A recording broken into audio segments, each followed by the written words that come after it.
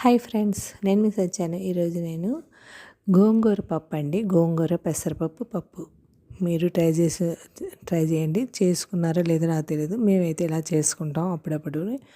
గోంగూరతో రకరకాలుగా చేసుకోవచ్చండి. ముందుగా చిన్న గ్లాస్తో నేను పెసరపప్పు టీ గ్లాస్తో వేసుకున్నాను. ఒక 10 రూపాయలు కట్టండి ఇది గోంగూర.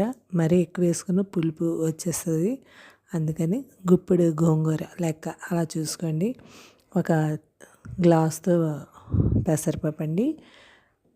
ఇలాగ వేసుకొని కొద్దిగా ఒక గ్లాసు పెసరపప్పు 2 గ్లాసులు నీళ్లు వేసుకొని అందులోనే గోంగూర వేసుకొని కుక్కర్ పెట్టేసుకున్నానండి. 3 విజిల్స్ 4 విజిల్స్ వచ్చాక ఆపేసి అందులోనే కిందకి దించేసి ఇలాగ నేర్పించాను. బాగా మెత్తగా నొక్కేసి అందులోనే టేస్ట్కి తగ్గ ఉప్పు వేసుకోండి. ఇప్పుడు దాంట్లోకి తాలింపు ఎల్లుల్లిపాయ, నూనె వేసుకొని ఎల్లుల్లిపాయ, పచ్చిమిరపకాయలు, ఆవాలు, జీలకర్ర.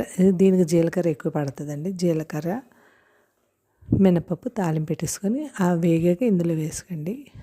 అందులోకి రైస్లోకని పప్పు ఫ్రై, బంగాళాదుంప ఫ్రై చేసుకుంటున్నాను ఒకవైపు. అందులోకి అప్పడాల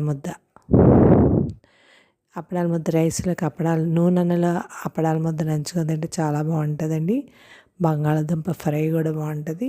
ఈ పప్పు ఒకవైపు పప్పు వేసుకొని తింటే చాలా బాగుంది. నా లంచ్ ఇదండి. Thank you.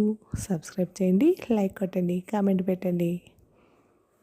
ఎంతో టేస్టీ అయినా గోంగూర పప్పు రెడీ అయిపోయింది. మీరు ట్రై చేయండి. Thank you.